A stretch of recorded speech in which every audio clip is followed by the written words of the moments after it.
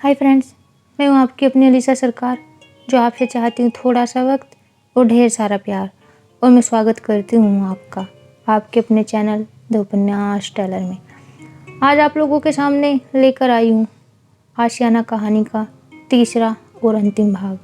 तो चलिए शुरू करते हैं आशियाना कहानी भाग 3।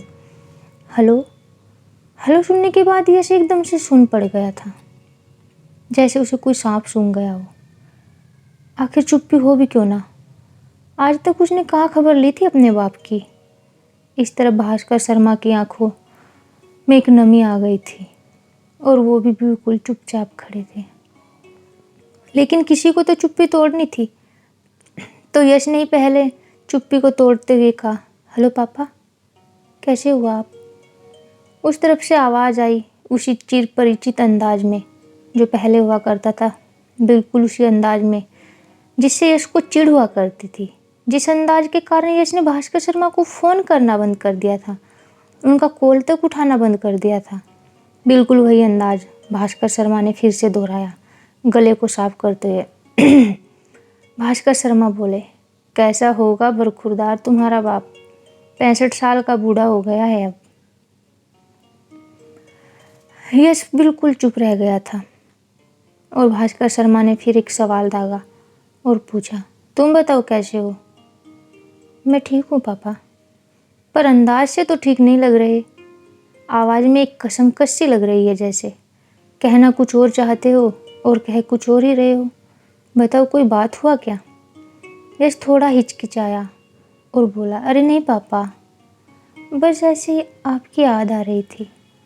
तो भास्कर शर्मा ने यश की बात को बीच में काटते हुए कहा, बाप हूँ तुम्हारा, बताओ आखिर क्या हुआ है।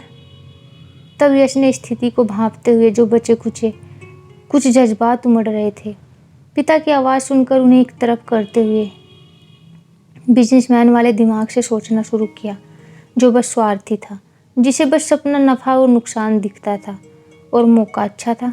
जानकर यश बोला, पापा मुझे बिजनेस में घाटा हुआ है, मैं बर्बाद हो जाऊंगा पापा, यदि 1 हफ्ते में $5 लाख का इंतजाम नहीं हुआ।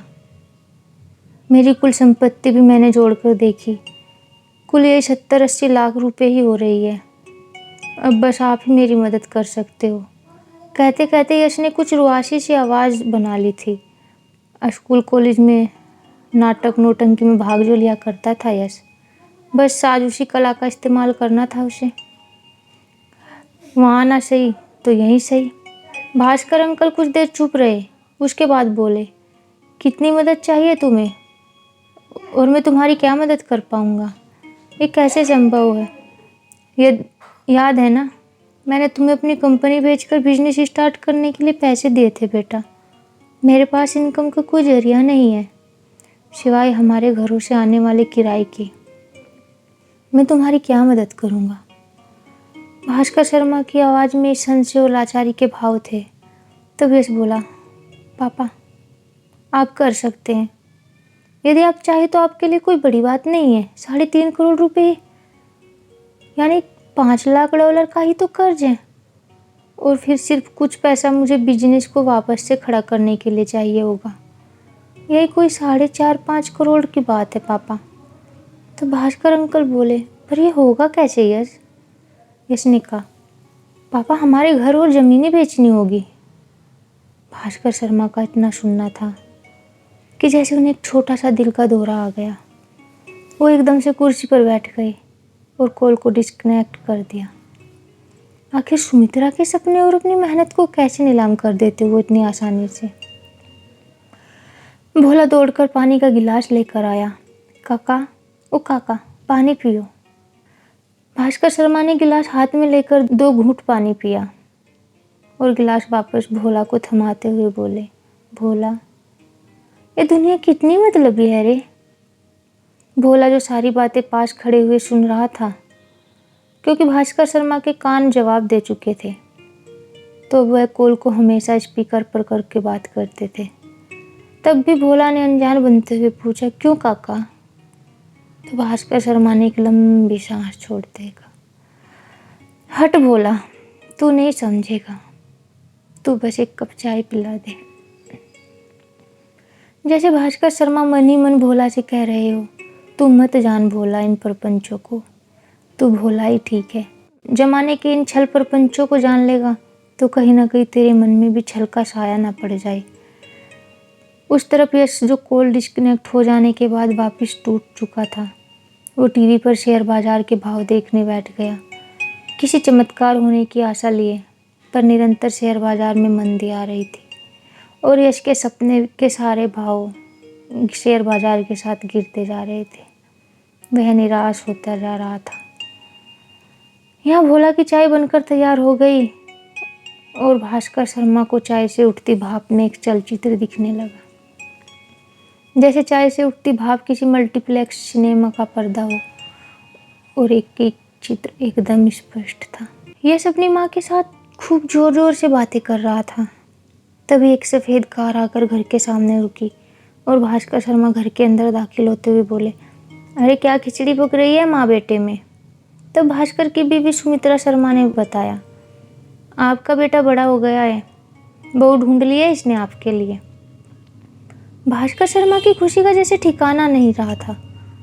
हमेशा जात पात से ऊपर का सोचते आए हैं शर्मा जी, तो अब किस बात की चिक चिक करनी थी और क्यों तनाव बढ़ाना था। बस बेटे से पूछ लिया, कौन है बेटा। तो यश ने बताया, मित्तल साहब की इकलौती साहबजादी मीरा।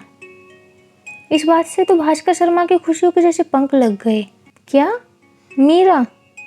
अरे हमारी मीरा, भास्कर शर्मा ने उत्साहित होकर कहा और बोले, मैं कल ही जाकर उस मित्तल के बच्चे से बात करता हूँ।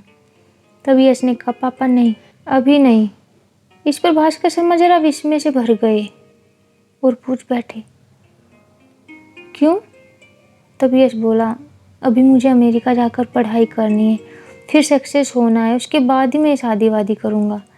मीरा भी अभी पढ़ना चाहती है। तो भास्कर शर्मा ने मुस्कुराकर कह दिया था, जैसे तुम दोनों की मर्जी। तभी दूसरा वाक्य उस भाप में नजर आने लगा। सुमित्रा यश से बातें कर रही थी। यश कह रहा था, माँ मैं यहाँ अच्छे से एडजस्ट हो गया हूँ, तो चिंता मत करना, पर अब मैं यहीं एक बिजनेस करना चाहता हूँ। तब सुमित्रा और भास्कर ने बहुत बड़ा फैसला लिया था। अपनी कंपनी को बेचकर एक बंगला अपना स्वप्न महल मसूरी में खरीदा था और बाकी का पैसा यश को भेज दिया था कि बेटा अब मैं रिटायर्ड हूँ, अब तू ही संभाल। भास्कर शर्मा पहले ये सब मान नहीं रहे थे, पर सुमित्रा जी के समझाने का अंदाज हर बार उनके तर्कों पर भारी पड़ता। अजी हम बूढ़े हो चले हैं, अब हमें चाहिए ही क्या, बस 2 वक्त की रोटी, थोड़ा आराम। क्या करेंगे हम पैसे का? हमारा बेटा है, वो हमारी हर ज़रूरत को पूरा करेगा ना। देखना आप, बहुत तेज दिमाग है मेरे यश का, बहुत बड़ा बिजनेसमैन बनेगा एक दिन। अब तीसरा दृश्य सामने आ रहा था, जब भास्कर शर्मा यश के सामने मोबाइल कॉल पर गिड़गिड़ा रहे थे, बेटा तेरी माँ की तबीयत बहुत ख़राब है, अब लौट आ, मीरा भी तेरा इंतज़ार करती है। तब यश के कहे वो बाण जैसे शब्द, पापा बिजनेस को यदि छोड़कर आ गया तो मुझे यहाँ घाटा हो जाएगा, आप संभाल लो माँ को, मैं शायद 1 साल बाद ही आ पाऊँगा। और मीरा से कह देना पापा मुझे भूल जाए, मुझे भूल जाने में ही उसकी भलाई है। फिर डॉक्टर का आना और कहना, सुमित्रा जी बस कुछ दिनों की मेहमान है, इन्हें घर लेकर जाओ, इनकी सेवा कीजिए। और भास्कर का सुमित्रा के साथ मसूरी शिफ्ट हो जाना और कुछ दिनों के बाद सुमित्रा का दम तोड़ना। धीरे धीरे भास्कर शर्मा की आंखें नम हो गई थी और वो पर्दा भी हट चुका था जिस पर यह सारी फिल्म चल रही थी। चाय ठंडी हो गई काका, किन ख्यालों में खो जाते हैं आप? भोला की इस बात ने भास्कर शर्मा को जैसे स्वप्न महल से धरती पर ला पटका। भास्कर शर्मा बोले, जा गर्म कर ला वापस, और मुस्कुरा दिए। भोला के उस चेहरे पे आई एक चिड़ो के भाव को देखकर सारे दुख एक क्षण में भूल गए थे। भोला अपना काम खत्म करके जा चुका था और भास्कर अंकल घर में एकदम अकेले थे, और अकेलापन विचारों को स्वतंत्रता देता है। भास्कर शर्मा भी यश की कई बातों में खो गए। अब वह सोच रहे थे कि उस बेटे के सपने को संभाले जिसने उन्हें कभी संभाला ही नहीं, या फिर सुमित्रा और अपने उस सपने को जिसे वो कितने सालों से देख रहे थे। सोचते सोचते आखिर एक फैसला किया भास्कर अंकल ने और निकल पड़े बाहर की ओर। अपनी गाड़ी उठाई और सीधे वकील के घर जाकर रोक दी और वकील साहब के घर के सोफे पर जाकर धम से बैठ गए। वकील साहब ने उन्हें देखा और बोला, शर्मा जी, क्या बात है, सब ठीक तो है ना? तो भास्कर अंकल ने अपने जज्बात छुपाते हुए कहा, सब ठीक है, मुझे वसीयतनामा लिखवाना है। तो वकील साहब बोले, आज अचानक से इतनी सुबह सुबह वसीयतनामे का ख्याल कैसे आ गया? तो भास्कर शर्मा ने न चाहते हुए भी कुछ झल्लाए अंदाज में कहा, आप अपने काम कीजिए ना, पेपर्स मंगवाइए बस। वकील ने भास्कर शर्मा के तेवर समझते हुए कहा, देखिए अभी आप घर जाइए, मैं दोपहर तक पेपर्स रेडी करवा के आपके घर आता हूँ। भास्कर शर्मा बिना कुछ बोले वहाँ से निकल गए। दोपहर हुई और वकील भास्कर शर्मा के सामने बैठा था और पेपर्स में लिखाई शुरू हो गई थी, जो यश की किस्मत का फैसला करने वाली थी। ये अजीब सी वसीयतनामा देखकर वकील बहुत ज़्यादा चिंता में था, लेकिन भास्कर शर्मा के मिजाज का ख्याल रखते हुए उसने अपना मुंह बंद रखना ही मुनासिब समझा। अब भास्कर शर्मा अपनी वसीयत की आखिरी लाइन लिखवाते ही वकील को एक खत देकर बोले, जब भी कभी यश तुम्हारे पास आए उसे इस वसीयत के साथ एक खत भी दे देना। वकील ने बस जी कहते हुए खत को उसी वसीयतनामे में रखा और वहाँ से चला गया। वकील के जाते भास्कर शर्मा ने अपनी कार उठाई और किसी को बिना बताए निकल पड़े कहीं दूर। आज उनकी कार को जैसे पर लग चुके थे, वो बस भागते जा रहे थे, रुकने का नाम ही नहीं था। जैसे कोई बच्चा खिलौने देखकर भागता है, वैसे ही आज भास्कर शर्मा की कार दौड़ रही थी। करीब 5 रोज बीत गए। भोला रोज आता और गेट पर ताला देखकर लौट जाता। आस पड़ोस में भोला सबसे पूछा था कि काका कहाँ गए, कुछ बताकर गए क्या? किसी को कुछ पता ही नहीं था। मसूरी के एक बंगले के बाहर पुलिस की जीपें खड़ी हुई थी। एक 65 से 70 साल के बुजुर्ग आदमी ने जहर पीकर अपनी जान दे दी। लाश की हालत देखकर साफ पता लग रहा था कि मौत हुए 3-4 दिन हो गए हैं। वहीं जिस टेबल पर लाश पड़ी हुई थी उसी पर रखा था एक खत, जो लाश के हर जज्बात को बयान कर रहा था। पुलिस को लाश के पास से एक मोबाइल बरामद हुआ और कुछ आईडी कार्ड, जिससे लाश की शिनाख्त भास्कर शर्मा के नाम से हुई।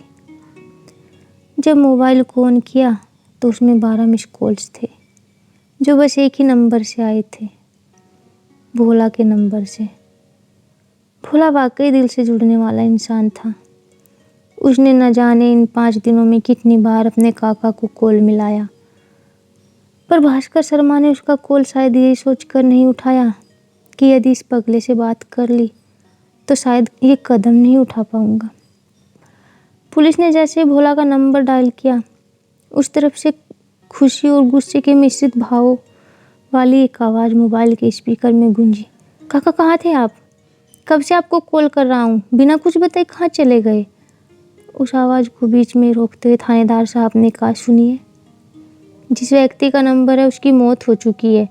लाश की शिनाख्त करने आपको मसूरी थाने आना होगा। भोला इतना सुनते ही बेहोशी की हालत में आ गया और लगभग रोते हुए बोला, कैसे हुआ ये सब? क्या हुआ मेरे काका को?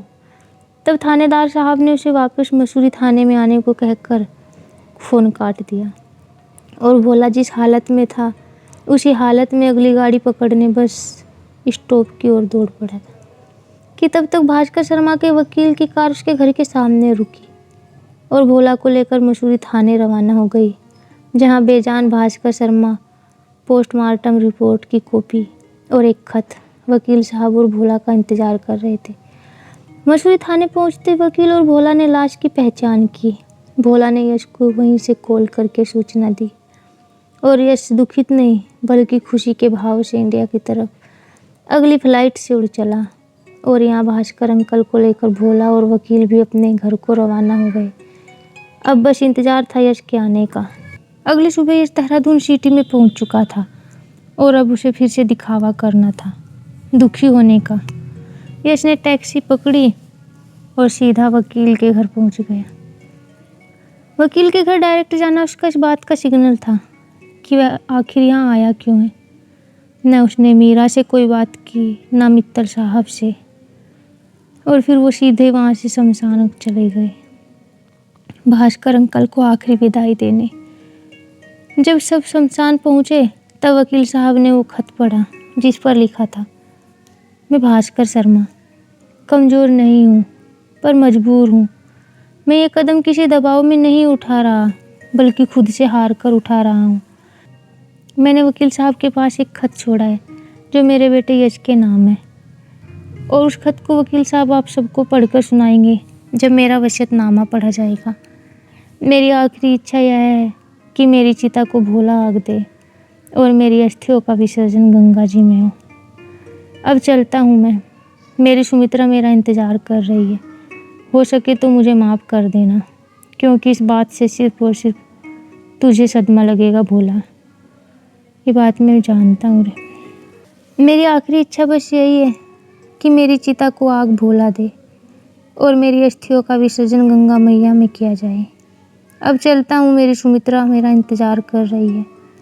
हो सके तो मुझे माफ़ कर देना भोला, क्योंकि इस बात से सिर्फ और सिर्फ तुझे ही सदमा लगेगा। ये मैं जानता हूँ रे। तेरा काका भास्कर शर्मा। खत सुनते सुनते हर व्यक्ति की आंखों में नमी आ गई थी जो उस वक्त वहाँ मौजूद था। भोला ने अपने काका को अंतिम प्रणाम किया और झोंक दिया उस अधसड़ी लाश को आग की लपटों में। आग की लपटें ही शायद भास्कर अंकल के अंदर की ज्वाला को ठंडक दे सकती थी। पर यश वो खत सुनते सोच में डूब गया, कहीं पापा ने भोला को भी हिस्सा तो नहीं दे दिया प्रॉपर्टी में। वो बार बार यही सोच रहा था, जैसे उसे कोई सरोकार ही नहीं था कि उसके पापा की डेथ हो गई है। अंतिम क्रियाक्रम करने के बाद सब घर पहुँचे और अगले दिन भास्कर शर्मा के देहरादून वाले घर में वसीयतनामा पढ़ा जाने लगा, जिसके पहले यश के नाम का खत पढ़ना था। तब वकील ने गला साफ करते हुए खत पढ़ना शुरू किया।